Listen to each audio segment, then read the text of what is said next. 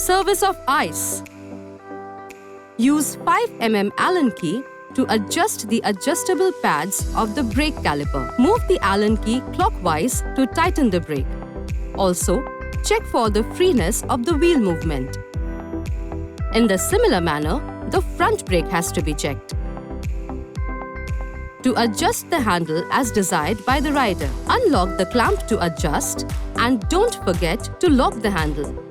Adjust the seat lever for the desired height of the rider. For charging the battery, pull out the charger cover and gently insert the power jack into the cycle. Plug the 3-pin socket and switch it on and check for the red light to glow as an indication of charging. Don't remove till the charger light is turned to green. Now you're ready to go electric!